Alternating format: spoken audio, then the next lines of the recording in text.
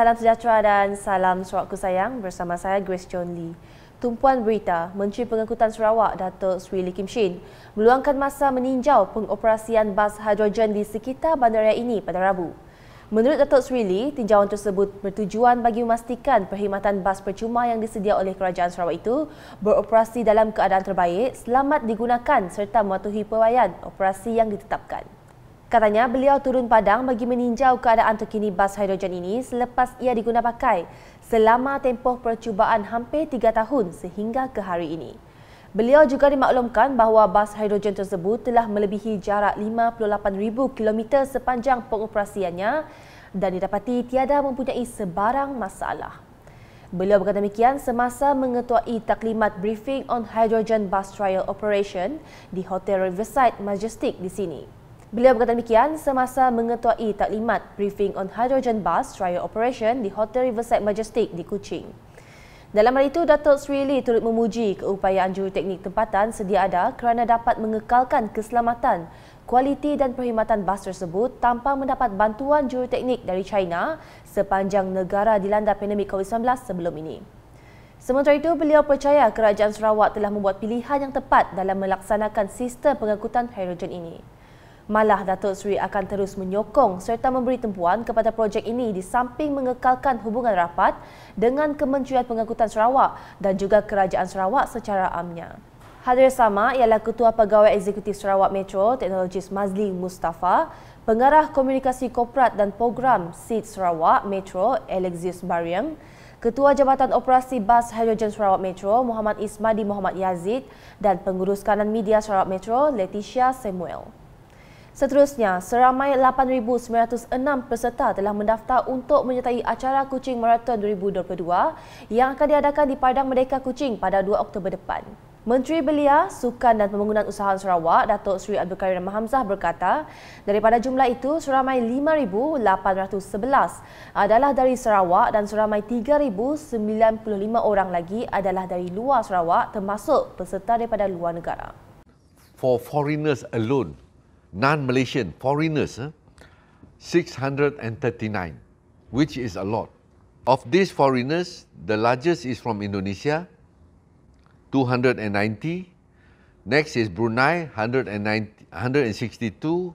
Next is Singapore, 105. And after that, there are those from United Kingdom, 12 orang. Those from Kenya, 7, whom we expect to be the winners all the time lah, because those from Kenya are always the one the winners. From Japan, 6, from China, 12, from Hong Kong, 6, among others. So you can see that the response has been very, very good. It has been overwhelming. Beliau berkata demikian dalam sidang media di Kuching pada Rabu. Datuk Seri Abdul Karim juga memaklumkan beliau telah meminta pihak penganjur untuk membuka pendaftaran lagi bagi memberi peluang kepada mereka yang tidak berkesempatan untuk mendaftar. Walaupun pendaftaran untuk larian sudah tutup pada 30 hari bulan Julai, 31 hari bulan Julai 2022, tapi saya telah memohon kepada pihak penganjur kalau dapat dibuka sedikit lagi. Kerana kita tahu tarikh larian adalah pada 2 Oktober, masih jauh lagi. Kita baru dalam bulan Ogos, kita masih ada the whole of September. Kalau dapat bukakan lagi supaya jumlah pelari-pelari yang baru dapat tahu selepas media PC hari ini tentang adanya larian ini dapat mendaftar. Karena kita tahu di luar sana memang ramai peminat-peminat larian ataupun maraton. Beliau juga Menteri Pelancongan, Industri Kreatif dan Seni Persembahan Sarawak menambah, di samping membawa masyarakat kepada aktiviti sihat dan menyeronokkan, acara ini juga akan membantu dalam menyemarakkan industri pelancongan di negeri ini. Ujar beliau lagi, larian ini terdiri daripada 4 kategori iaitu full marathon sejauh 42 km, half marathon sejauh 21 km, larian 10 km dan larian 5 km yang akan melibatkan jalan-jalan di Bandaraya Kuching. Jelasnya lagi, pelepasan peserta untuk kategori full marathon sejauh 42 km akan bermula pada jam 1 pagi, half marathon sejauh 21 km pula pada jam 4 pagi, larian 10 km pada jam 5.30 pagi dan larian 5 km pada jam 6.30 pagi. Berikut pula program kesejahteraan peningkatan ekonomi isi rumah IKASEH (UKASEH). Negeri Sarawak membantu meningkatkan pendapatan golongan miskin di Malaysia dan meningkatkan kompetensi isi rumah IKASEH bagi memperbaiki taraf kehidupan. Menurut Ahli Dewan Ulangan Negeri Adun Satok, Dato' Ibrahim Baki, program ini merupakan program yang sangat murni kerana ia bertujuan untuk membantu mengubah pemikiran isi rumah untuk keluar dari kemiskinan. Pertama, Tuan Haji Halim tadi ialah untuk membantu mengubah pemikiran isi rumah miskin untuk keluar dari lingkungan kemiskinan dan membuat untuk mereka meningkatkan pendapatan lebih lagi semasa kita masih dalam cabaran menghadapi wabak COVID-19. Beliau berkata demikian semasa berucap dalam majlis simbolik penyerahan bantuan UKASEH, program kesejahteraan dan peningkatan ekonomi bagi isi rumah IKASEH Negeri Sarawak di Kompleks Sukan Satok, Padang selepas pada Rabu. Jelasnya program ini adalah sangat istimewa sekali kerana ia dapat membantu mengubah pemikiran isi rumah miskin untuk keluar dari lingkungan kemiskinan. Selain itu, katanya ia meningkatkan pelibatan masyarakat sivil di dalam program-program kesejahteraan rakyat dan menggalakkan kerjasama awam swasta dalam program CSR. Justru beliau berharap agar semua penerima memanfaatkan segala bantuan yang telah diberi agar menjadi usahawan yang berjaya kelak. Sementara itu, dalam majlis sama, seramai 30 peserta yang terdiri daripada ketua isi rumah dan ahli isi rumah telah menyertai program kesejahteraan peningkatan ekonomi bagi isi rumah IKASEH Negeri Sarawak. Program ini bertujuan untuk membantu meningkatkan pendapatan, kompetensi dan seterusnya memperbaiki taraf hidup isi rumah melalui pemberian bantuan peralatan perniagaan dan latihan kemahiran dengan kerjasama rakan strategik yang berkaitan. Selain itu, ia bertujuan bagi memastikan isi rumah berpendapatan rendah masih berpeluang meningkatkan pendapatan semasa negara masih dalam cabaran menghadapi wabak pandemik COVID-19. Hasil temubual wartawan Unit Komunikasi Awam Sarawak UKAS, rata-rata penerima menzahirkan rasa syukur dan terima kasih atas bantuan tersebut. Kami ngambil barang-barang pakai mula kuih, macam contohnya dak chiller, dak steamer, mixer, untuk kami menambahkan, kami pun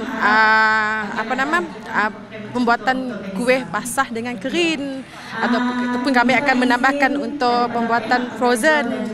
Ya Cik dah.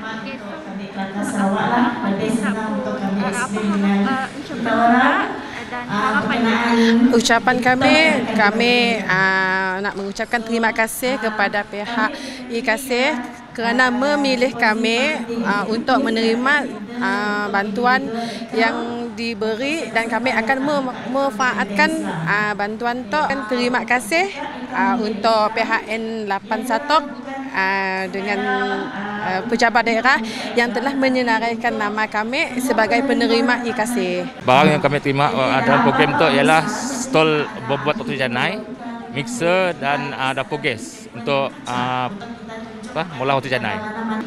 Mengucapkan ribuan terima kasih kerana memilih kami salah satunya sebagai salah satu seorang peserta bagi program itu lah, untuk meningkatkan lagi pendapatan sisi keluarga. Kami ada minta pakai nak kuih, kami tu berdagang kecil-kecilan macam keripap, popia, kuih basah lah, pakai kami jualan hantar. Jadi tu kami dah dapat barang dari sidak IKASEH. Syukur alhamdulillah lah kami dapat macam oven, kuali, gelar nak pakai molah cucu-cucu ya. Semua dah kami dapat lah. Minta terima kasih lah banyak-banyak dengan IKASEH tu dapat mengingatkan beban kami tu. Di Sri Aman pula, Persatuan Meninggikan Akhlak Shih Chuan Khaw Sri Aman tidak ketinggalan menganjurkan perayaan Perayaan Hungry Ghost di Dewan Shih Chuan Khaw Sri Aman pada Isnin. Dalam pada itu, Timbalan Menteri Pendidikan, Inovasi dan Pembangunan Bakat Sarawak merangkap Ahli Dewan Undangan Negeri Adun Simanggang, Datuk Francis Harden Hollis telah hadir bagi menyempurnakan majlis berkenaan. Perakan bermula pada jam 6.30 petang dari Dewan Chi Chuan Ko ke sekitar Pekan Simanggang dan turut diadakan aktiviti menyediakan persembahan makanan, membakar kemenyan serta membakar kertas JOS. Turut hadir Pengarah Unit Hal Ehwal Agama-Agama Lain Unifor Richard Lon, Timbalan Residen Bahagian Sri Aman Elvis Didit dan Pengerusi Pertubuhan Meninggikan Akhlak Chi Chuan Ko Temenggong Kueh Aisin. Beralih ke pelaporan berikutnya, Kerajaan Malaysia telah mengumumkan negara beralih ke fasa endemik pada 1 April lalu. Ini bermakna penggunaan pelitup muka tidak lagi diwajibkan oleh Kementerian Kesihatan Malaysia susulan daripada tahap kesihatan dapat dikawal melalui program vaksinasi. Sementara itu, wartawan Unit Komunikasi Awam Sarawak UKAS sempat menembual beberapa orang awam yang berada di sekitar Bandaraya Kuching bagi pendapat mereka tentang penggunaan pelitup muka. Nurul Hidayah berpendapat bahawa pemakaian pelitup muka sudah menjadi rutin harian dan satu alternatif untuk pencegahan. Dia sepatutnya kami dah terbiasa, emas pada beberapa tahun kita macam tu, and then sebenarnya COVID masih ada di sekitar kita tu, and then bagi kami macam lebih baik kita prevent lah daripada kita cure. Dalam pada itu, senada ialah Helmi Saini berkata, pelitup muka masih perlu disarankan ekoran kemunculan kes COVID-19 yang dicatat. Faktor kesihatan lah, seperti yang kita tahu, COVID tu sebenarnya belum lagi, apa kata orang tadi, terhapus sepenuhnya dalam kehidupan seharian kita. Masih ada lagi kes-kes COVID, malah kita nanggap laporannya ada kadang-kadang makin bertambah, kadang-kadang berkurang kesnya. Jadi rasanya orang kini itu masih perlu menggunakan mask, sebabnya risaulah aspek kesihatan walaupun dah dapat injection, dah booster, tapi masih lagi lah risau dengan keadaan COVID semasa lah. Tuntasnya, saranan pemakaian pelitup muka daripada masyarakat sendiri masih disokong dalam usaha membawa perubahan tahap kesihatan ke peringkat yang lebih baik. Sekian edisi malam bersama saya Grace John Lee. Berita lebih lanjut boleh didapati di semua platform media sosial UKAS, termasuk portal ukas.sarawak.gov.my dan UKAS channel di YouTube. #menyebar fakta. Salam UKAS.